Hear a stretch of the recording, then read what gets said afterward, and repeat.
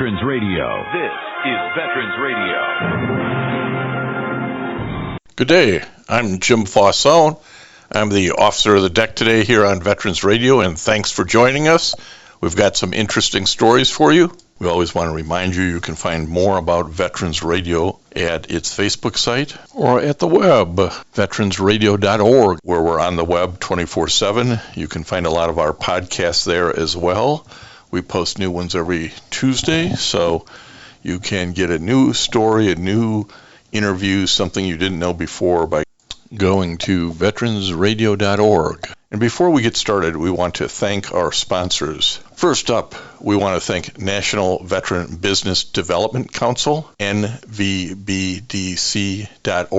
It was established to certify both service-disabled and veteran-owned businesses. You'll find out how they can help your business by going to nvbdc.org. We want to thank Legal Help for Veterans. Legal Help for Veterans fights for veterans' disability rights all across the nation. You can reach them at 800-693-4800 or on the web at legalhelpforveterans.com. We just want to remind you that Veterans Radio podcasts are available on all your favorite streaming platforms, including RSS.com, Apple Podcasts, Spotify, YouTube Podcasts, iHeartRadio, and Rees Across America Radio. So wherever you are, you can find us, whether it's on your mobile phone or your computer or your laptop, your tablet. But listen in to Veterans Radio Podcasts. We post something new every week, and you're going to find it informative. We want to welcome to Veterans Radio today, Anthony Dyer. You might hear a little of his North Carolina twang in there. Anthony, welcome to Veterans Radio. Hey, thanks for having me, Jim. It's a pleasure to be here. Well, you spent 21 years in the Air Force. You got some wisdom to pass along, but let's start with, how did a nice kid like you from North Carolina end up in the Air Force? Yeah. So my senior year in high school, I don't know, roughly 6 months left of high school left there. My dad, gave me the typical dad talk of, you're about to be a grown man. Like, it's time to either get a job, go to college, or get out. And I had talked to a Navy recruiter, and he was talking about being on a boat for 6 months, and then an Army recruiter. Then I was like, you know what, I'm going to talk to my dad about sort of the quality of life of the Air Force. He was in for like 4 years down in Tampa, MacDill. And this is way before I was born. And, it's talked about the good chow halls, the TDY, and the golf clubs, and Exactly.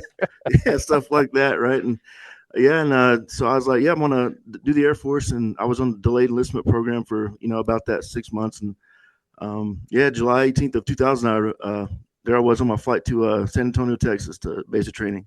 Well, all those jokes about the Air Force life, a lot of them are true. Yeah. So, as I said, you were in for 21 years, got out as a tech sergeant E6, now living in New Mexico. But give us a thumbnail of what your service was about, because I'm not sure we've ever had a special operations aviation guy on Veterans Radio, and a lot of the Army pukes don't have any idea what you guys did.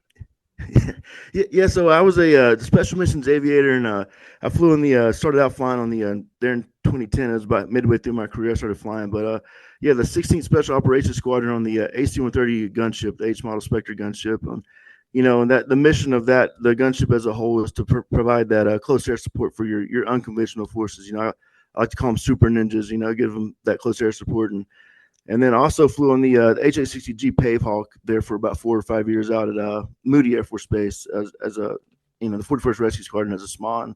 What a special missions aviator is back in 2012, 2013, the Air Force combined the aerial gunner, the loadmaster, and the flight engineer career field, made a really like a Swiss Army knife in the sky, if you think about it that way. Sort of a jack of all trades and all that. But yeah, it was a pleasure and honor to fly and fight beside the best men and women in the Air Force. Well, we joke about it a little bit, the Army guys in particular, about the Air Force, but they're sure glad to have you for that close air support, weren't they? Yeah. A lot of times I worked with the being overhead, the Rangers and the Green Berets, stuff like that. And there were some nights, not when we didn't even shoot, we're just our noise signature would keep the enemy at bay, if you will. And those guys could get some, a few hours of shut eye and stuff like that. And tell us where your tours took you in terms of overseas missions. Yeah, I went to Bagram multiple times. I think in the book I call it the Bagram routine there. And as a flyer, it's all about your flight hours. So you can basically get 330 flight hours in 90 days. And if you hit that or see that, they have to set you down, for a little bit. And so we managed that. And then basically 3 months there, then 3 months back was the ops tempo there for Bagram. And then 20, 2015, the ISIS, threat happened. And but basically, we went to at that point Kuwait, and then flew over, Iraq and Syria, and basically it was Type 3 like controlled air support. We have like a JTAC at that time anyway, with like a general and a TOC or whatnot, and basically clearing you to engage on the ISIS enemy and stuff like that. And then in rescue, I went to East Africa. Would say that twice there. These are not, I guess, what I would call normal missions, were they? No, definitely not.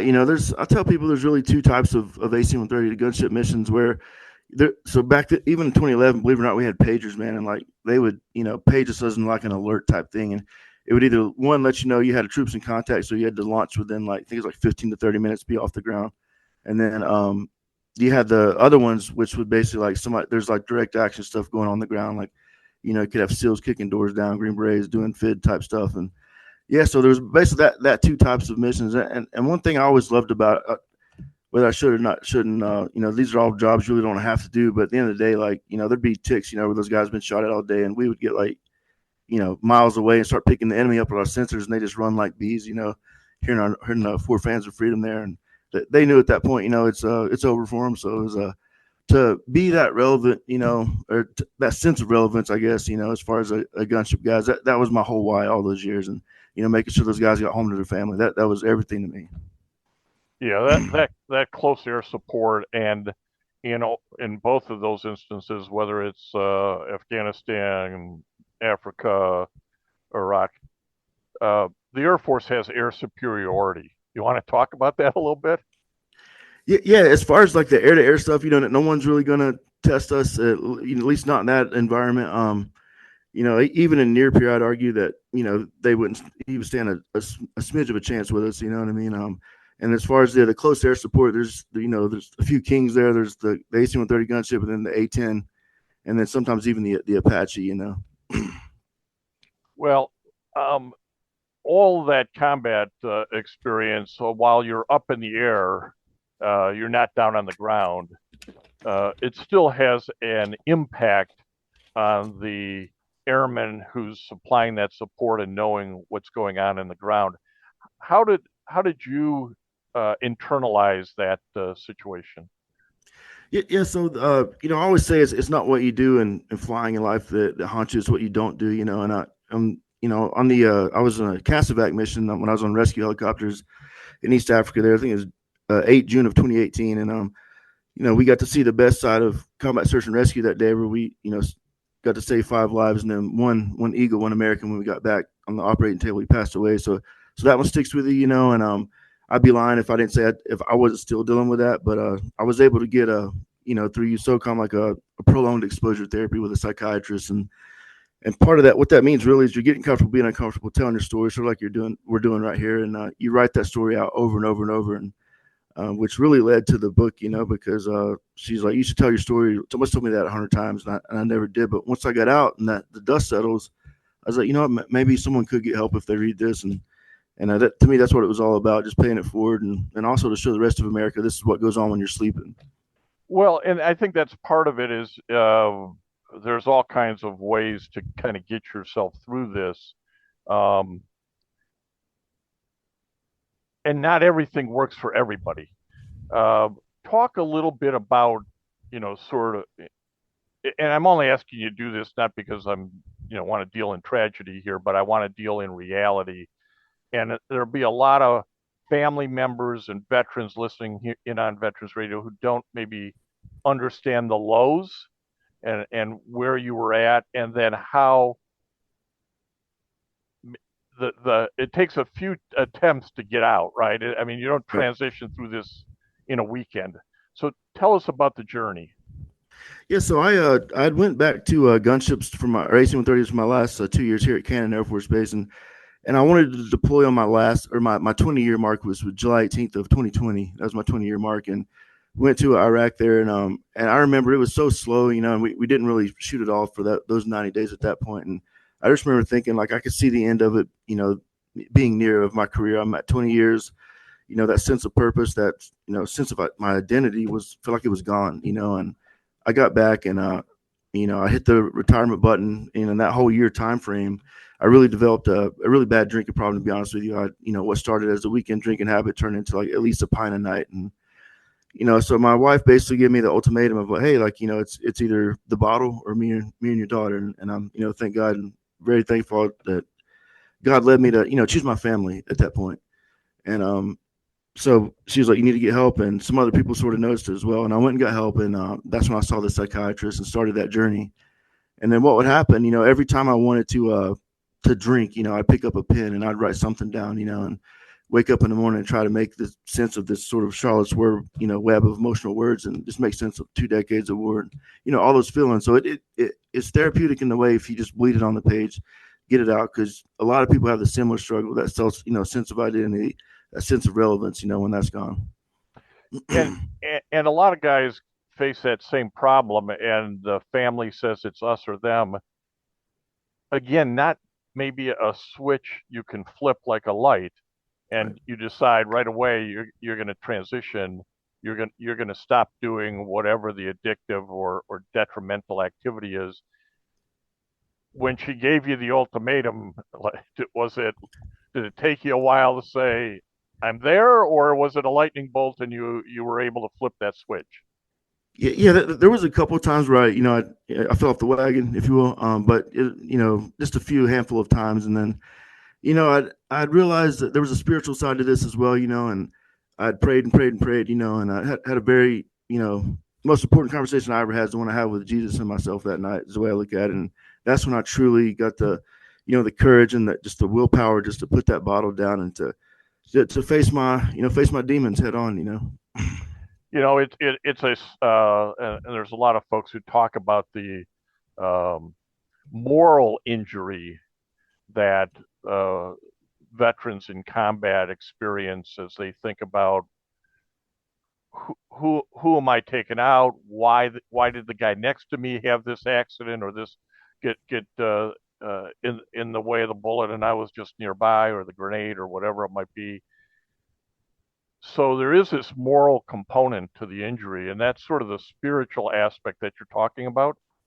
100%. Yeah, I'm glad you actually brought that up, because in the book I talk about still my unanswered question to this day is like, why does God let bad things happen to good people? And I'm still searching for that answer. I have some ideas what it may be, but yeah, I asked that question in the book, and that was a lot of dealing with that as well. Is just talking to God constantly, trying to figure that part of life out. So we're talking to Anthony Dyer.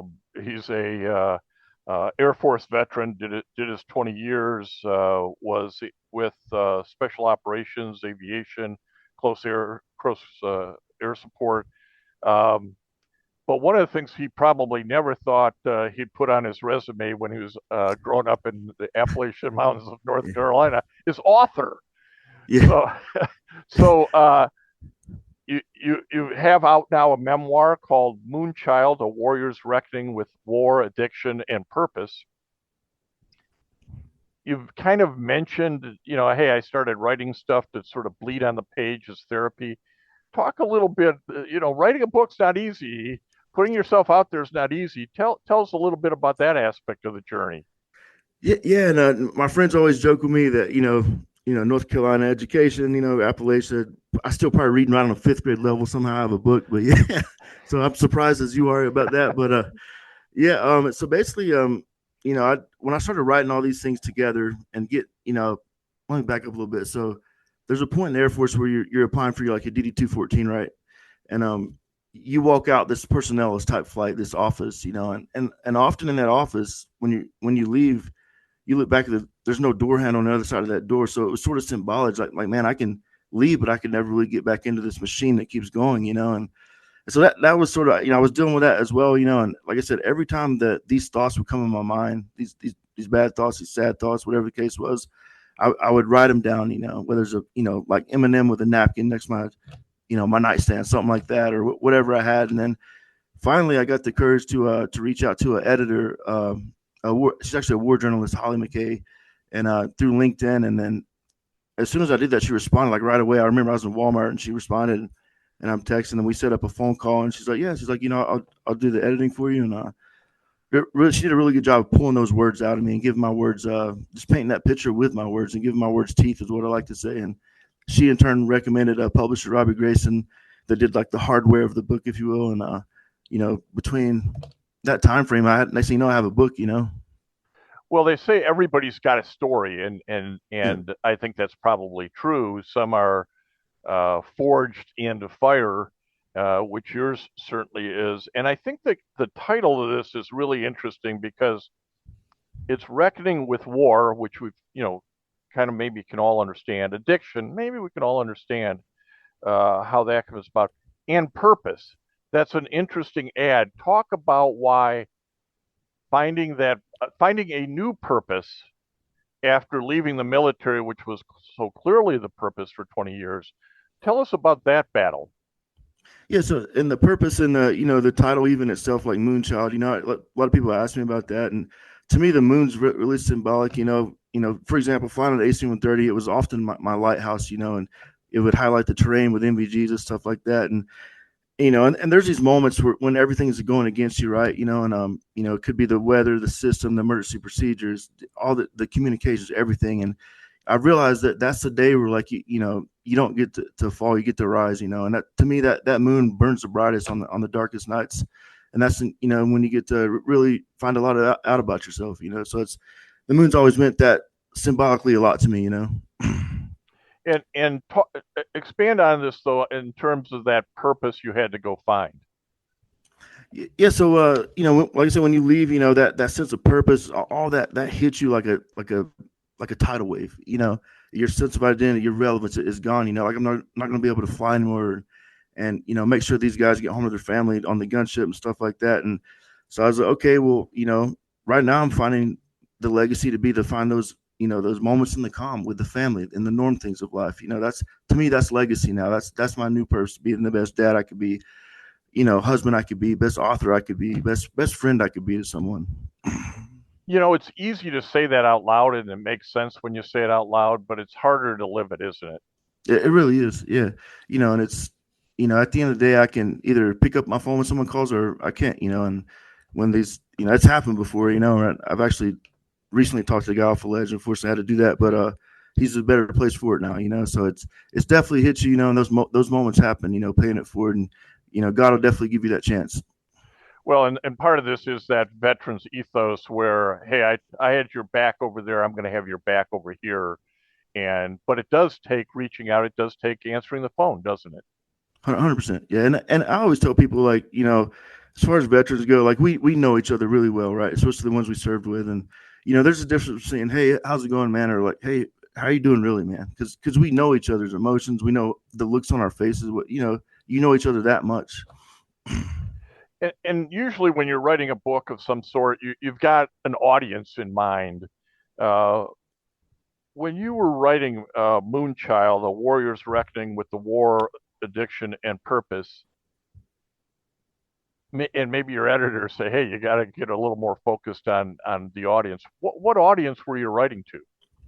Really, it was anybody that's served, or anybody that's had some sort of addiction problem. Those two main pools of people, and a lot of these uncommon jobs, it could be a policeman or firefighter, these very uncommon jobs where sometimes, unfortunately, you don't want to have to do these jobs, but you see the worst thing that could happen to someone. These kind of memoirs, Anthony, I also think help family members and friends who maybe can't be in the shoes of the veteran, didn't see what the veteran has, and doesn't understand what that person, guy or gal, may be going through. It sort of helps to read your memoir and be able to recognize some of that in somebody else you might know. And maybe you've heard that from people. Yeah, you definitely see some common struggles between like paramedics and definitely cops and firefighters, jobs like that. And where they've had to, face that trauma head on, and I will say that USOCOM was really good as far as like, one of the soft truths is what we call it is, humans are more important than hardware. And I mean, those guys, they live by that, and basically they invented the preservation of the force and family, where you get a physical therapist, you get a trainer, and then you get a psychologist, in your squadron often. Yeah, that again, I think the U.S. military has gotten much better over time with this, and particularly after the 20 years of Afghanistan, recognizing, hey, it's we got to help on the mental health side of things, and you probably saw that change over time. Oh yeah, and I remember, believe it or not, Admiral McCraven came to the talk one night, and basically it's when the H model gunship was going away, and he said, hey, he's like, listen guys, like we're slowing down the ops tempo. It's not going to be what we call 1-to-1 dwell time. It was, instead of like 90 days there, 90 days back, it would be like 90 days there, then like 6 months off, so slowed it down, and that's when you started seeing a lot of these programs get implemented and stuff like that. So what's next for the kid from North Carolina, now living in New Mexico? What, you're going to write another book? What's the next step, big guy? Yeah. I'm actually in the process of writing one. It's basically tying the lessons learned from fishing.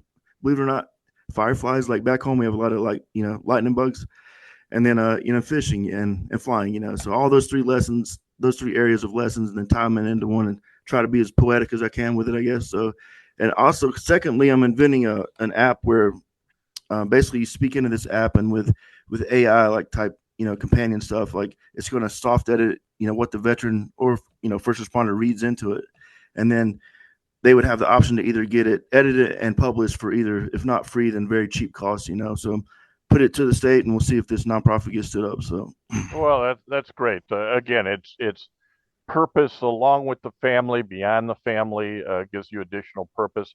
We've been talking to Anthony Dyer, who wrote Moonchild, The Roots and Wings of a United States Air Force Combat Special Missions Aviator. You can get that book just about anywhere. It make a great read for folks and gift for folks. Anthony, on the way out here, any final word for your fellow veterans? Yeah, I'd say just keep going. Remember, Henry Ford said that an aircraft, takes off against the wind, not with it. So you're going to lift off, So excellent. I want to thank you for taking time to talk with Veterans Radio today, Anthony. Thank you, sir. It's a pleasure to be here. An honor, Jim. And I want to thank everybody for listening to Veterans Radio today. I am Jim Fausone. It's been a pleasure to be your host. I'm a veterans disability lawyer at Legal Help for Veterans, and you can reach us at 800-693-4800 or legalhelpforveterans.com on the web. You can follow Veterans Radio on Facebook and listen to its podcasts and internet radio shows by visiting us at veteransradio.org. That's veteransradio.org. We again want to thank our national sponsors, the National Veterans Business Development Council, nvbdc.org. Legal Help for Veterans, a veterans disability law firm with a national practice before the VA, can help you on your claims and your appeals. It can be reached at legalhelpforveterans.com or 1-800-693-4800. We also want to thank our local sponsors. This would include the Charles S. Kettles chapter of the Vietnam Veterans of America, that's chapter 310, VFW Graf O'Hara Post 423, the American Legion Irwin Preskin Post 46 in Ann Arbor as well, the VA Ann Arbor Healthcare System, and certainly the National Vietnam Veterans of America Association. You can be a sponsor by going to veteransradio.org, clicking on the About Us and our sponsors, and help us out. Keep this program alive for the 21 and 22 years. Keep us going for another 20. Thank you.